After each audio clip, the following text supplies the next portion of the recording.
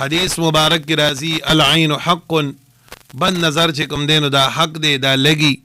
او د دې هغه نتیجه مرتب کیږي. یو روایت کې راغلی دی چې بد نظر حق دی، انسان د دې د لاسه ګور ته ورسیږي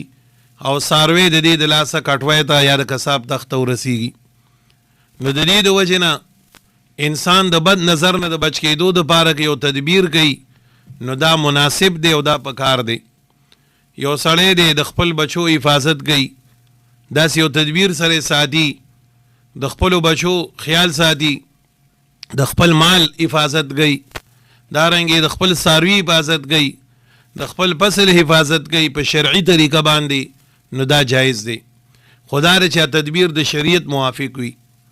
بعضې تدبیرونه زمونږ د خلکو په نظر کې دي خو هغه تدبیر نه دی، هغه صرف یو رسم او رواج دی. لکه عام طور زمونږ پښتانه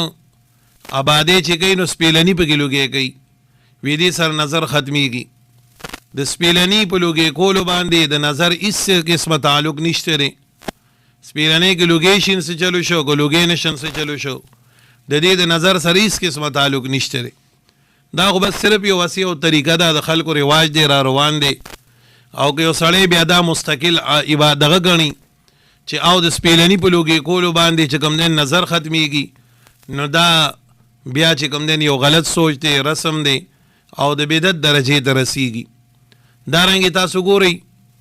د مشرانو چې به بوساړه وتړل په سر باندې به یو سره جنډه ولګوله،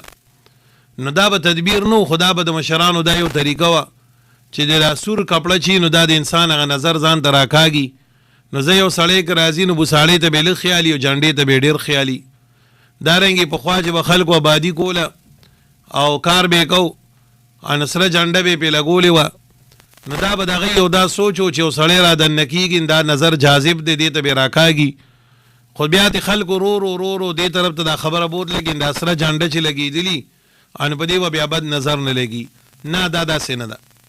که سره جنډه ده که سپیلني دي دا خبرې نشته دی. البته په یو ځای کې بنده آبادي کوي، هلته کې دی یو بینر لګوي ماشاء الله لا قوة الا بالله، نو چې یو سړی راشي او غیر اختیاري طور هم د هغه د ژبې نه د الفاظو خیږي نو د هغه نظر به بیا په دې باندې نه لګي. نو که داسې قسمه بینر وغیره ولګي دا په کار هم دی او جایز هم دی او ښه ده چې ولګي. او دا نورې خبرې اترې دا خلک چې کوي داسې یو فضول خبره ده، نه سپیلني شته نه سره جنډه شته، دا خبرې دا د نظر په تدابیرو کې نه دي. نو تدبیر شریعت موږ د ښودلی دی. یعقوب علیه السلام خپلو بچو ته ووی چې بچی یو ځای مه ځئ، جدا جدا دننه کېږئ نو د خلکو نظر به تاسو ته متوجه کېږي نه. نو دې نه دا معلومه شوه چې بد نظر انسان باندې لګي او د هغې د اسبابو لاندې دا به سره وایو د اسبابو لاندې انسان ته ضرر هم رسوي، د اسبابو لاندې انسان ته وقتا نقصان هم ورکوي. د هغې دپاره په کار داري چې انسان دا درې صورتونه قل هو الله احد، قل اعوذ برب الفلق او قل اعوذ برب الناس، دا درې صورتونه د سبا او د ماښام په وخت کې په ځان باندې لولي، په لاسو باندې شوب کي، په خپل بدن باندې، په مخ باندې، په سر باندې، مخ کې وروستو دا لاسونه راکاږي. نبی علیه السلام باندې جادو کړی شوی، د هغې نه بعد د هغې ترتیب او طریقه در مرګه پورې دا وه،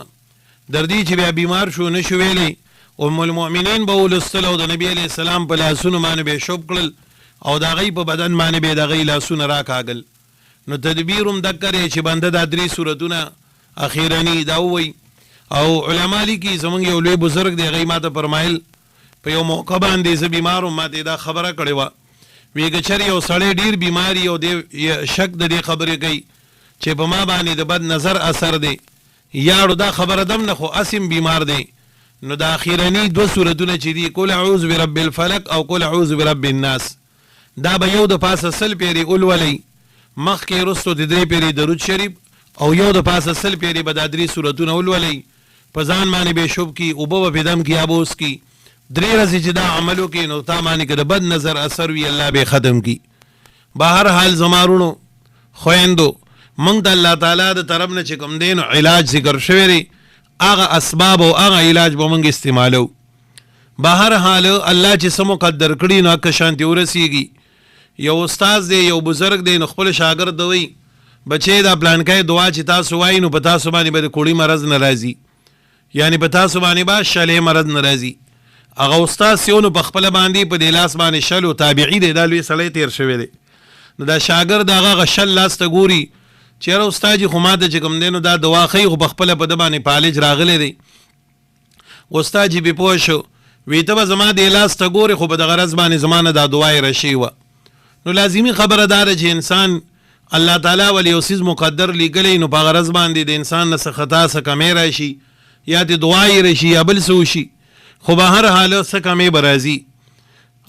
خبره مې دا کوله چې د یعقوب علیه السلام دا یو سوچ او یو تدبیر او دې سوچ او تدبیر دا غینه څه کمی کول نه شو خو لیکن خپل بچو ته بیان کو نو الله تعالی دلته کې دا خبره ذکر کوي خدا مسله دې نه راوته دا او دا مسله دې نه ثابت شوه چې د اسباب ولاندې په انسان باندې بد نظر لګي او دا هغه بد نظر د وجې نه انسان ته اسباب ولاندې نقصان نسیږي مرض لاحق کیږي بل څه کېدی شي بل څه کېدی شي د دې نه څوک انکار کوي نو دا به بېوقوفتیایي د دې نه انکار نشته دی خو ما وی بیا غټه بېوقوفتیا دا ده چې د الله له طرف نه یو څیز مقدر دی په انسان باندې راځي نو د هغې دپاره به هغه اسباب استعمالول غواړي چې کوم اسباب الله پاک موږ ته ذکر کړي دي او د الله پیغمبر او شریعت موږ ته ذکر کړي دي چې هغه اخیرني 3 سورتونه دي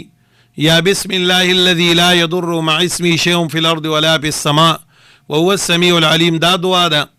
یا حدیث مبارک کی راضی کم سړی چې خپل فصل باندې نظر واچي سارو باندې نظر واچي په کور باندې اهل عیال باندې او د خوشحالي مخصوص شي نو دل په کار داري چې دی وای ما شاء الله لا قوه الا بالله ما شاء الله لا قوه الا بالله دې چې کله دا وای نه الله پاک بده دو بد نظر نه پدې کې بچکی د خپه کېدل نه به پدې کې ساتي نو د دې خبرو به ډیر زیات هغه اهتمام کول پکاري او دا به ویل پکاري الله دې مونږه تاسو ټول ته د دې عملونو کولو توفیق راکړي باقي زمونږ د پښتنو په میس کې سپیلنی مغیره چي دي دا ټول صرف هغه اسی ټوټکی موټکی دي د دې اس قسمه د بد نظر سره یا د دفع د نظر سره تعلق نشته نو ګورئ سبق ده